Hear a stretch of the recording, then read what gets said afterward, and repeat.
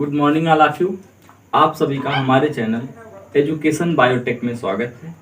और आज हम अपने chapter sexual reproduction in flowering plant का लेक्चर नंबर 3 स्टार्ट करने जा रहे हैं, जिसमें हम आज पढ़ेंगे कि हमने कुछ जानकारी इसके पहले वाले लेक्चर में पॉलन ग्रेन की स्ट्रक्चर के बारे में थोड़ा सा पढ़ लिया था। अब क्या है, हमें कुछ स्ट्रक्चर्स उसकी जो बची थी उसको पढ़ेंगे। उसके बाद क्या है कि जो पॉलन ग्रेन है वो तो स्ट्रक्चर हमने पढ़ा ही है, फिर पॉलन टैबलेट्स के बारे में पढ़ेंगे। और फिर कह रहे हैं कि पॉलन की वायबिलिटी का मतलब ये होता है कि पॉलन जो है डेhiscence होने के बाद, डेhiscence का मतलब क्या है, जो फटने के बाद, मतलब जो एंथर वो डेhiscence होगा, फटेगा, उसमें से जब पॉलन रिलीज हो जाएगा उसके बाद वो कितने समय तक क्या है सरवाइव करता है, या आप कह सकते हैं स्टिग्मा तक पहुंचने से पहले तक का जो टाइम होता है उसे हम क्या कहते हैं, वायाबिलिटी कहते हैं। लेकिन उससे पहले हमने पढ़ा था थोड़ी सी स्ट्रक्चर, जो ये पॉलन की स्ट्रक्चर थी उसको हमने पढ़ा था। एक बार उसको थोड़ा सा रिवाइज कर लेते हैं और जो चीजें छूटी थी पिछले लेक्चर में उसको कंप्लीट करते हैं। जैसे वेजिटेटिव सेल और यहाँ पे जनरेटिव सेल के बीच में डिफरेंस क्या होता है उसके बारे में पढ़ते हैं। तो एक बार ये आउटलाइन फिर से देख लेते हैं कि ये पॉलन की स्ट्रक्चर है, जिसके अंदर हमें क्या लिखा था, जो आउटर लेयर थी उसका नाम इग्जाइन था, जो किससे मिलकर के बनी थी, स्पोरोपोलेनिन से मिलकर के बनी थी। और जो इनसाइड वाली लेयर है, जो अंदर वाली है, इंटाइन लेयर है, जो इनर साइड की है, ठीक है, और वो किससे बनी है, सेलुलोज से बनी होती है।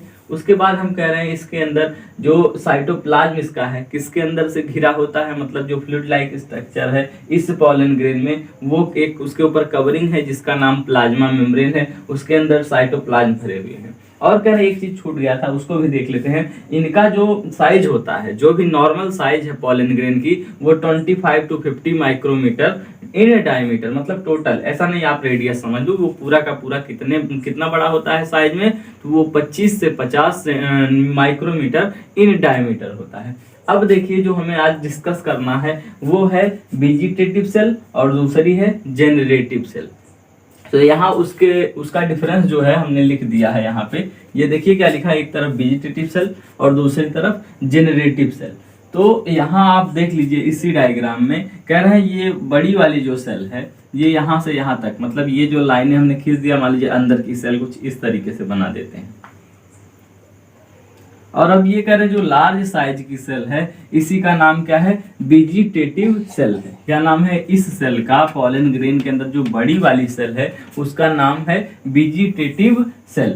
और वो वेजिटेटिव सेल लार्जर साइज की है, इसलिए इसको लिख दिया बिगर सेल है। क्या है, ये बिगर सेल है। और वहीं कंपैरिजन में देखा जाए तो जो जेनरेटिव सेल है, ये नीचे वाली जेनरेटिव सेल है, ये इसके कंपेयर में देखिए छोटी है, इसलिए ये कैसी है, स्मॉल सेल है। पहला डिफरेंस ये हो गया कि vegetative cell are large cell and generative cell are small cell. अगली चीज क्या है कि ये जो वेजिटेटिव सेल है इसके अंदर एबंडेंट, मतलब बहुत भारी मात्रा में, ह्यूज अमाउंट में क्या होते हैं, फूड भरे हुए होते हैं। मतलब ये क्या है, एक रिजर्वायर है किसका, फूड का, इसके अंदर फूड को रिजर्व किया गया है, मतलब एबंडेंट फूड रिजर्व है। और क्या है दूसरा, यहाँ पे जनरेटिव सेल क्या है, फ्लोट इन साइटोप्लाज्म। ये देखिए पूरा का पूरा हमने पहले बताया था कि ये प्लाज्मा मेम्ब्रेन के जो अंदर स्ट्रक्चर है उसे क्या कह रहे हैं, साइटोप्लाज्म कह रहे हैं। अब उनके अंदर भी एक सेल का नाम है वेजिटेटिव सेल जो लार्ज है।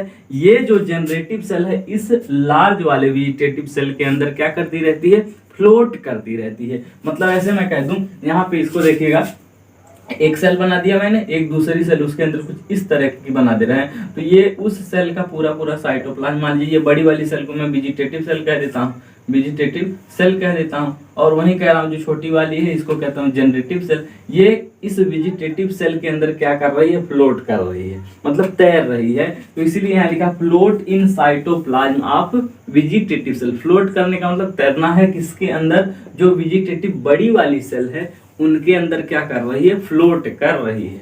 ठीक है, अब कह रहे हैं कि ये जो वेजिटेटिव सेल है, लार्ज सेल है, उसका जो न्यूक्लियस है वो लार्ज है। लार्ज होने के साथ साथ इर्रेगुलर है, मतलब उसका कोई पैटर्न नहीं है, वो मतलब ना ही स्फेरिकल दिख रहा है ना ही सर्कुलर है। अब उसका शेप जो इर्रेगुलर शेप का है, ठीक है, तो इसीलिए लिखा large irregular irregularly shaped nucleus, मतलब इसका जो न्यूक्लियस है उसका कोई शेप नहीं है, इरेगुलर शेप का है। लेकिन वहीं पर क्या लिखा देखिए, ये वाली जो सेल है, ये जनरेटिव सेल जो है उसकी साइज के बारे में क्या लिखा है कि स्पिंडल शेप की सेल होती है। किस शेप की होती है? स्पिंडल शेप का मतलब अगर कुछ इस तरीके से देखिए, यहाँ बना रहा हूं मैं, इस तरीके का शेप है तो उसे क्या कहते हैं? स्पिंडल शेप कहते हैं।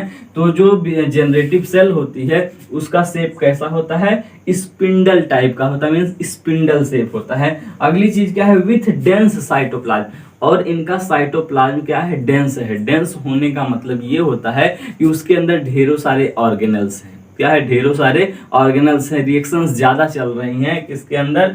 ये जो जनरेटिव सेल है उनके अंदर का जो साइटोप्लाज्म है वो डेंस है, और उसके पास एक नॉर्मल न्यूक्लियस होता है, नॉर्मल न्यूक्लियस होता है। और ये कह रहे हैं दूसरी चीज, इसके अंदर देखिए मैंने कहा कि इरेगुलर न्यूक्लियस है, लेकिन जो जनरेटिव सेल है उनके अंदर क्या होता है कि एक सिंपल टाइप का न्यूक्लियस होता है, लेकिन उनकी सेल के जो साइटोप्लाज्म होते हैं, उनकी सेल के जो साइटोप्लाज्म वो कैसे हैं? डेंस है। ठीक है, ये डेंस होने का रीजन है, आगे आपको भी पता चलने वाला है कि आखिर ये डेंस क्यों है। ठीक है, अब मैंने क्या लिखा है, एक चीज देखिए, इन ओवर 60%, जैसे कि ये हमने जो स्ट्रक्चर देखी है, अगर 60% एंजियोस्पर्म को देखा जाए, एंजियोस्पर्म मतलब फ्लावरिंग प्लांट, फ्लावर जिसके अंदर लगते हैं उन्हें क्या कह रहे हैं? हम एंजियोस्पर्म कह रहे हैं। तो यहाँ कह रहे हैं 60% जो प्लांट है उनके अंदर अगर हम देखें तो क्या होता है? जो पॉलन ग्रेन है, जो ये पॉलन ग्रेन हम पढ़ रहे हैं, पिछले लेक्चर में भी पढ़ा, यहाँ पे भी पढ़ रहे हैं, तो जो पॉलन ग्रेन 60%, मतलब अगर आपको हम 100 एंजियोस्पर्म के प्लांट दे दे तो 60 में से क्या होगा कि जो पॉलन ग्रेन है वो किस स्टेज में सेड कर जाएगा? टू सेल्ड की स्टेज में। टू सेल्ड स्टेज में सेड करने का मतलब ये है, जैसे ये पॉलन एंथर के अंदर बना, ये पॉलन जो है एंथर के अंदर जब बन जाएगा तो यहाँ 2 सेल की स्टेज आई है। कौन कौन सी स्टेज है? एक उसमें 2 सेल बनी है, जिसमें से पहला है वेजिटेटिव सेल, दूसरा है जनरेटिव सेल। तो ये कर इस जब ये स्टेज आ जाएगी, मतलब दोनों टाइप की सेल क्या होंगी? वेजिटेटिव सेल और जनरेटिव सेल इसके अंदर बन जाएगी, तो 60% एंजियोस्पर्म के अंदर इसी कंडीशन में क्या हो जाता है कि जो पॉलन ग्रेन है वो देखिए क्या लिख दिए हैं, पॉलन ग्रेन आर सेड, मतलब कि पॉलन ग्रेन निकल जाता है, डेहिसेंस हो जाता है। ठीक है, लेकिन 40% जो एंजियोस्पर्म होते हैं, 40% के अंदर 3 सेल्ड स्टेज आती है, तब जाकर के वो सेड करते हैं। कहने का मतलब ये है कि यहाँ देखिए एक चीज बोला था आपसे कि ये क्यों ऐसा कर रहे हैं, इनका साइटोप्लाज्म डेंस क्यों है?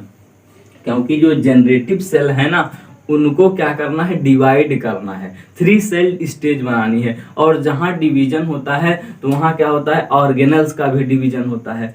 ठीक है, इसीलिए साइटोप्लाज्म उसके डेंस थे, उसमें रिएक्शंस ज्यादा हो रही थी, ऑर्गेनल्स डबल हो रहे थे, क्योंकि उनको क्या करना है? डिवाइड करना है। तो जो 40% एंजियोस्पर्म है उनके अंदर ये हो रहा है कि 3 सेल्ड स्टेज में पॉलन ग्रेन सेड कर रहा है। वही ये एनसीईआरटी की मैंने लाइन लिख दी है, इन ओवर 60% ऑफ एंजियोस्पर्म, मतलब क्या है? 60% जो एंजियोस्पर्म है उनके अंदर क्या होता है?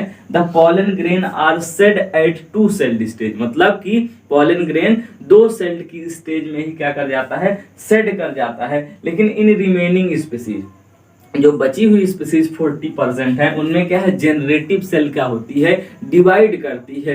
जनरेटिव सेल क्या करती है? डिवाइड करती है। कौन सा डिवीजन होता है? माइटोटिक डिवीजन होता है, मींस इक्वेशनल डिवीजन होता है, बराबर का डिवीजन होता है।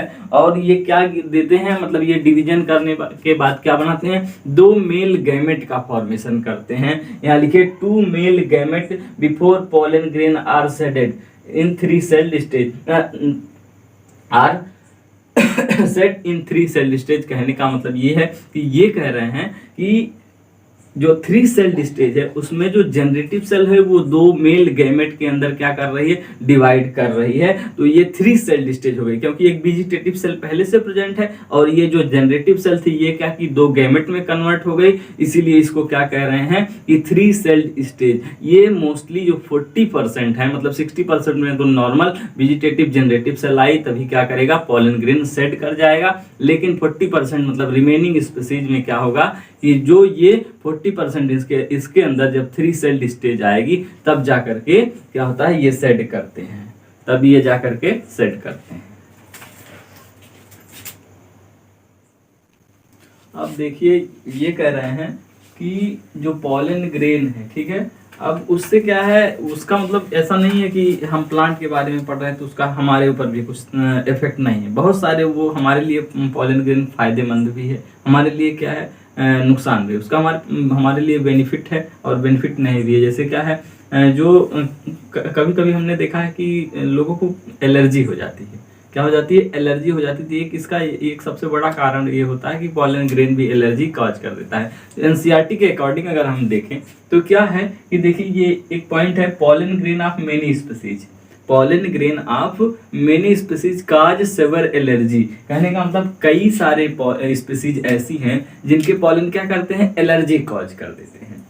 फिर करें एंड ब्रोंकियल एफ्लिक्शन, जो ब्रोंकियल पोजीशन होती है, मतलब ये जो हमारे लंग्स है उसमें primary bronchi, secondary bronchi, bronchioles और क्या एल्विलाई होते हैं, तो वहां पर क्या करते हैं, ये एफ्लिक्शन कर देते हैं, मतलब क्या है उसको ब्लॉक कर देते हैं, जिससे क्या होता है कि क्रोनिक रिस्पायरेटरी डिजीजेज हो जाती हैं या क्रोनिक रिस्पायरेटरी डिसऑर्डर्स हो जाते हैं। कहने का मतलब हमारे लंग्स के अंदर, हमारे रिस्पायरेटरी सिस्टम के अंदर इन पॉलन की वजह से क्या हो जाता है, डिसऑर्डर आ जाते हैं, कुछ बीमारियां आ जाती हैं। जैसे वो डिजीज कौन सी हो सकती है, किसी को अस्थमा हो गया, ये एक बड़ा रीजन है कि वो पॉलन ग्रेन से भी हो जाता है। तो जैसे अस्थमा है क्या, पहले तो यही जानना चाहिए थोड़ा सा।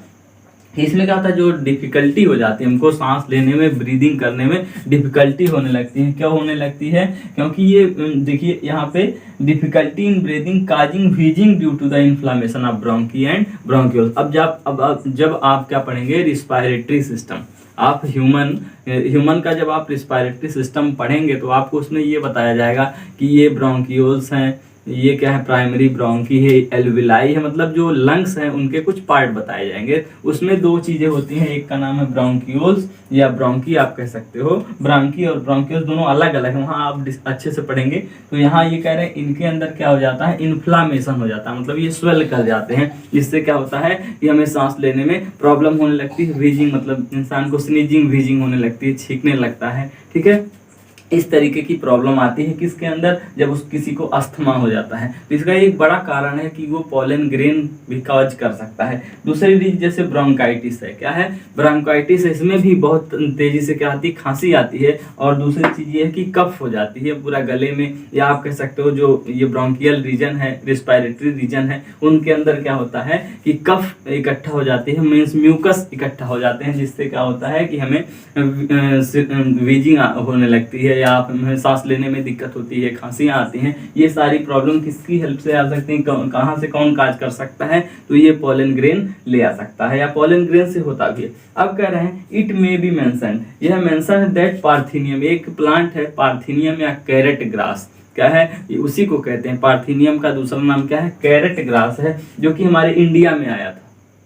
किस रूप में आया था, किस फॉर्म में आया था, कंटामिनेंट, यहाँ लिखा कंटामिनेंट का मतलब था हिंदी में प्रदूषक में एक पॉल्यूटिंग एजेंट है, जो क्या हमारे इंडिया में आया था। कैसे आया था, विथ इम्पोर्टेड व्हीट, हमने इंडिया में पहले कहीं से व्हीट मंगाया जा रहा था, मीन्स फॉरेन कंट्री से या कहीं अदर से, क्या है, व्हीट इंडिया में लाया जा रहा था, जिसके अंदर क्या चला आया था, कैरेट ग्रास चली आई थी या पार्थेनियम चला आया था, जो कि क्या है इस समय हमारे इंडिया में इसका जो नंबर है, मतलब ये जो स्पीसीज है ये बहुत ही ह्यूज अमाउंट में बढ़ चुकी है, जो क्या करती है, इनका पॉलन क्या करता है, एलर्जी कॉज कर देता है। तो ये पूरा डिक्टो एनसीईआरटी की लाइनें हैं, कह रहे हैं इट मे बी मेंशन, मतलब यह मेंशन है, क्या मेंशन है, दैट पार्थेनियम और कैरेट ग्रास, चाहे पार्थेनियम या कैरेट ग्रास जो कि इंडिया में आई थी एज ए कंटामिनेंट, मतलब कंटामिनेंट का मतलब क्या है, पॉल्यूटिंग एजेंट के रूप में आई थी, which have become ubiquitous in occurrence and came and cause pollen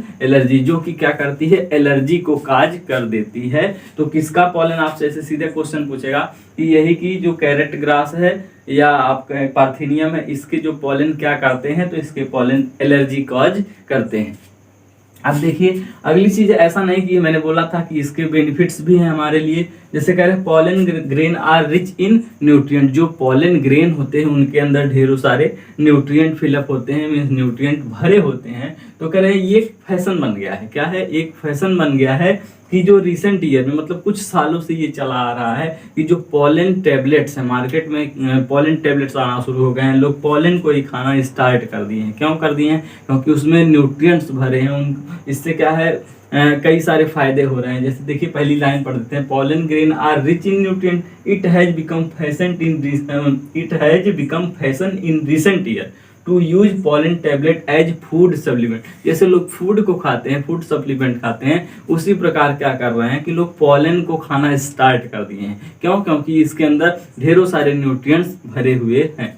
फिर ये देखिए अगली लाइन है, in western countries, western countries में क्या है, large number of pollen product are available in the market. मतलब जो मार्केट में क्या है, पॉलन के ही प्रोडक्ट बना करके अवेलेबल किए जा रहे हैं, अवेलेबल हो चुके हैं। और फिर देखिए लिखा है are available in the market. और अगली चीज है, pollen consumption has been claim. अच्छा, ये आखिर लोग खा क्यों रहे हैं? पॉलन इतना ज़्यादा इसका यूज क्यों बढ़ गया? क्योंकि ये क्या करता है, हमारी परफॉर्मेंस को बढ़ा देता है। जैसे कि कोई काम कर रहे हैं तो उसको एनर्जेटिक बनाएगा, मीन्स हमारी परफॉर्मेंस इंक्रीज करेगी। जैसे वो क्या है, pollen consumption has been claimed to increase the performance of athlete. जो धावक होते हैं, जो रेस दौड़ते हैं, उनकी क्या करता है, परफॉर्मेंस को बढ़ा देता है। अगली चीज़ है, इनका यूज क्या होता है, हॉर्स रेस के अंदर भी यूज किया जाता है, मतलब उनको भी दिया जाता है, जिससे क्या हो कि वो अच्छे से दौड़ सके, मीन्स इनर्जेटिक बना देते हैं ये पॉलन ग्रेन इन सभी को।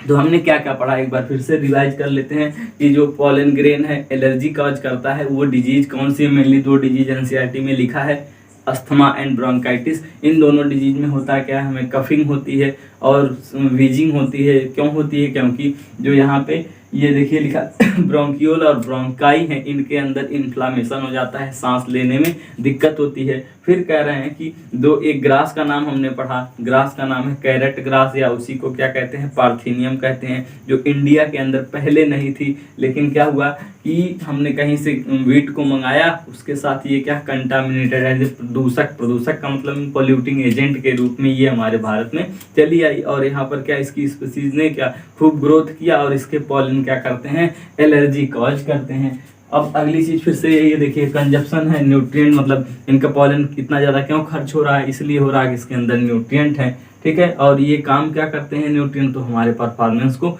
इंक्रीज कर देते हैं, जिससे क्या हो कि मतलब कि जैसे हॉर्स रेसेस है या एथलीट्स हैं, ये सभी इनका यूज मोस्टली कर रहे हैं।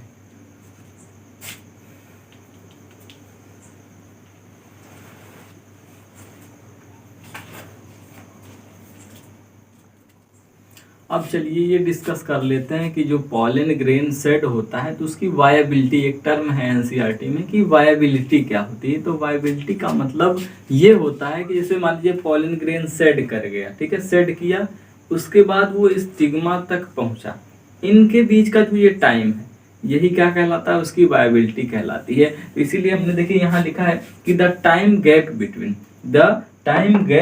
द पॉलन आर सेड, मतलब वो टाइम कि जब पॉलन सेड करे और have to land on stigma, और स्टिग्मा तक पहुंचे, इनके बीच का जो टाइम गैप है, यही क्या कहलाता है, पॉलन की वायबिलिटी कहलाती है।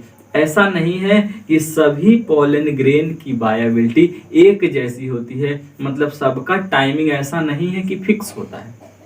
हर स्पीसीज में सबके अलग अलग पॉलन ग्रेन होते हैं, उनकी भी स्ट्रक्चर होती है अलग अलग। उसी के साथ साथ ये कह रहे हैं कि जो वायबिलिटी का टाइमिंग है वो भी क्या करता रहता है, चेंज होता रहता है, मतलब स्पीसीज के अकॉर्डिंग वायबिलिटी चेंज होती रहती है। हम आगे यहाँ ये देखने वाले हैं कि किस स्पीसीज में, कुछ थोड़े से एग्जाम्पल हैं जिनमें किसकी क्या वायबिलिटी है, मतलब पॉलन ग्रेन की क्या वायबिलिटी है, अलग अलग स्पीसीज के बारे में थोड़ा सा यहाँ डिस्कस करेंगे। अब देखिए क्या लिखा है, एनसीईआरटी के लाइनें हमने मोस्टली लिखी है क्योंकि एनसीईआरटी ही आपको पढ़नी है, वही क्या है उसी से हमारे कॉन्सेप्ट आने हैं। तो यहाँ ये देख रहे हैं, the period for which the pollen grain remain viable is highly variable. ये कह रहे हैं कि वो टाइमिंग जो क्या है कि जो पॉलन ग्रेन की वाइबल रह सके, कहने का मतलब वो हाईली वेरिएबल है। हर स्पीसीज के अंदर ये अलग अलग इसकी टाइम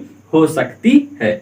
अब ये कह रहे हैं and to some extent depend on, और ये किसके ऊपर डिपेंड करेगा भाई, मैं कह रहा हूं कि सबकी वायबिलिटी अलग अलग है, तो आखिर ये किसके ऊपर डिपेंडेंसी तो होगी ना, कि कोई ऐसे रीजन होंगे, कोई ऐसा वर्क होगा या कोई ऐसी चीज होंगी जो इसको इफेक्ट कर रहे होंगे कि वायबिलिटी का जो टाइमिंग है वो क्यों बदल रहा है। तो वो जैसे टेम्परेचर है, ह्यूमिडिटी है। मान लीजिए कहीं का टेम्परेचर बहुत हाई है, वहाँ की स्पीसीज जो है प्लांट की, उनके पॉलन कम टाइम तक मतलब वायबल हैं, कम टाइम तक रह रहे हैं, मतलब स्टिग्मा तक अगर नहीं पहुंचे तो वो खराब हो जाएंगे। वही क्या उसकी वायबिलिटी है। तो ये डिपेंड करती है किसके किसके ऊपर, जैसे टेम्परेचर के ऊपर, ह्यूमिडिटी के ऊपर, मतलब वहाँ का मॉइस्चर कंडीशन कैसा है, वहाँ का टेम्परेचर कैसा है, क्लाइमेटिक कंडीशन भी हो सकती है। मान लीजिए एनसीईआरटी 2 टर्म ही लिखती है कि टेम्परेचर और ह्यूमिडिटी के ऊपर क्या करती है, डिफरेंट डिफरेंट स्पीसीज के जो पॉलन ग्रेन है उनकी वायबिलिटी डिपेंड करती है। फिर इन सम सीरियल्स सच एज, जैसे ये प्लांट है राइस और व्हीट, जो ये हम नॉर्मली हम इन्हें देखते भी हैं, राइस और व्हीट जो है ये क्या है कि इनके जो पॉलन ग्रेन है ना, जो इनके पॉलन ग्रेन है वो अपनी वायबिलिटी को लूज कर देते हैं, खो देते हैं 30 मिनट्स के अंदर ही। मतलब जैसे कि मान लीजिए एक ये व्हीट था, अब इसका क्या हुआ, यहाँ से पॉलन क्या किया, सेड किया, पॉलन ग्रेन इस प्लांट से क्या हुआ, सेड कर गया। अब अगर ये 30 मिनट तक अगर पहुंच जाता है स्टिग्मा के ऊपर तो क्या है कि वहाँ जर्मिनेशन हो जाएगा, और जर्मिनेशन के बाद क्या फर्टिलाइजेशन प्रोसेस होना शुरू होगा, मतलब पॉलन ट्यूब जाएंगे। ये आगे हम प्रोसेस पढ़ेंगे कि क्या होगा जर्मिनेशन के बाद। तो यही कह रहे हैं कि ये टाइम, जैसे मान लीजिए यहाँ से सेड हुआ, अब दूसरे स्टिग्मा के ऊपर ये अगर 30 मिनट के अंदर पहुंच जाता है तो सही है। तो वही जो टाइम है क्या कहला रही है, वायबिलिटी ऑफ व्हीट। तो जो राइस और व्हीट है वो पॉलन ग्रेन क्या करते हैं, अपनी वायबिलिटी को 30 मिनट के अंदर ही क्या करते हैं, खो देते हैं। मतलब 30 मिनट के बाद ये वहां पहुंचेंगे तो कोई फायदा नहीं है। तो वायबिलिटी आपको ये लाइनें याद रखनी है कि pollen grain lose viability within 30 minute of their release. Release होने का मतलब रिलीज होने के बाद, सेड करने के बाद ये कितनी देर तक इसकी वायबिलिटी है, तो 30 मिनट तक इनकी वायबिलिटी है। अब अगली चीज देखते हैं, जैसे 3 हमने फैमिली का नाम लिखा है, रोजेसी है, लेगुमिनेसी है, सोलेनेसी है। जब आप क्या है मॉर्फोलॉजी चैप्टर पढ़ेंगे तो उनमें आपको फैमिली के बारे में अच्छी तरीके से डिटेल में बताया जाएगा, इनके एग्जाम्पल बताए जाएंगे कि रोजेसी में कौन से एग्जाम्पल आते हैं, रोज आते हैं, और कौन आता है, जैसे सोलेनेसी है इसमें कौन, दतूरा एक एग्जाम्पल है, अच्छा सा इसको आप याद रख सकते हैं। तो ये सभी इसके जो ये तीनों फैमिली हैं इनके भी जो पॉलन ग्रेन है, ये भी तो प्लांट ही है, फैमिली यहाँ लिखा है। तो इस फैमिली में ढेरों सारे एग्जाम्पल आते हैं प्लांट के। तो ये कह रहे हैं कि इनके जो तीनों लिखे हैं, रोजेसी, लेगुमिनेसी और सोलेनेसी, ये सभी क्या करते हैं, इनके जो पॉलन ग्रेन है 1 मंथ के लिए वायबल होते हैं रिलीज होने के बाद। मतलब डेहिसेंस हो गया, पॉलन ग्रेन बाहर आ गए, अब क्या है वो 1 मंथ के अंदर अगर किसी दूसरे स्टिग्मा के ऊपर चले जा रहे हैं तो क्या है कि तब जाकर के तुरंत जर्मिनेट हो जाएंगे 1 मंथ के अंदर ही। नहीं तो क्या होगा कि ये वायबिलिटी इनकी इसीलिए कहा है कि 1 मंथ तक पहुंचना जरूरी है, या ये 1 मंथ के लिए वायबल है। अब देखिए इतनी चीजें हमने ये पढ़ ली कि वायबिलिटी क्या है, हमने समझ लिया ये एक टाइम है कहाँ पहुंचने का, रिलीज होने के बाद स्टिग्मा तक पहुंचने का, यही टाइम क्या कहलाता है, वायबिलिटी कहलाती है। अब अगली चीज है क्या, जो पॉलन ग्रेन रिलीज हुआ है, जो पॉलन ग्रेन रिलीज हुआ क्या हम उसे रख सकते हैं, स्टोर कर सकते हैं। तो यहाँ लिखा है it is possible to store pollen grain. हम पॉलन ग्रेन को लार्ज स्पीसीज में, मतलब लार्ज नंबर ऑफ स्पीसीज के जो पॉलन ग्रेन है उन्हें हम क्या कर सकते हैं, अब स्टोर करके रख सकते हैं। कैसे रख सकते हैं, लिक्विड नाइट्रोजन, हमने क्या लेना है, लिक्विड नाइट्रोजन, वो भी उसका -196 डिग्री सेल्सियस टेम्परेचर के ऊपर, -196 डिग्री सेल्सियस टेम्परेचर, मतलब इतना कम टेम्परेचर पे क्या कर सकते हैं हम अपने पॉलन ग्रेन को, चाहे वो किसी भी स्पीसीज का हो, उसे स्टोर कर सकते हैं। ये एनसीईआरटी की फिर से वही लाइन है, it is possible to store pollen grain. यह पॉसिबल है, क्या पॉसिबल है कि हम पॉलन ग्रेन को स्टोर कर सकते हैं आप large number of species for year in liquid, for a year होगा, मीन्स ये है कि हम सालों सालों तक इसे अब क्या कर सकते हैं, प्रिजर्व करके रख सकते हैं लिक्विड नाइट्रोजन के अंदर -196 डिग्री सेल्सियस पर। फिर करें such stored pollen can be used as pollen bank. और ये जो pollen हमने स्टोर किया है ये क्या है, पॉलन बैंक में यूज हो रहा है, मतलब इनको स्टोर करके रखा जा रहा है। जैसे क्या है सीड बैंक होते हैं, उसी प्रकार क्या है पॉलन बैंक भी है, उनके अंदर किसका स्टोरेज हो रहा है, पॉलन का हो रहा है। सीड बैंक के अंदर किसका स्टोरेज होता है, तो सीड का होता है। क्यों होता है, क्रॉप ब्रीडिंग प्रोग्राम में होता है। क्रॉप ब्रीडिंग प्रोग्राम हम आगे पढ़ेंगे, लेकिन थोड़ा सा फिर भी जान लेते हैं। जैसे देखिए ये एनसीईआरटी में कंपैरिजन भी है कि जिस प्रकार के आर्टिफिशियल इंसेमिनेशन के लिए, आर्टिफिशियल इंसेमिनेशन में हम क्या करते हैं, स्पर्म को स्टोर करते हैं। आर्टिफिशियल इंसेमिनेशन एक प्रोसेस है, ठीक है, एक रिप्रोडक्टिव प्रोसेस है।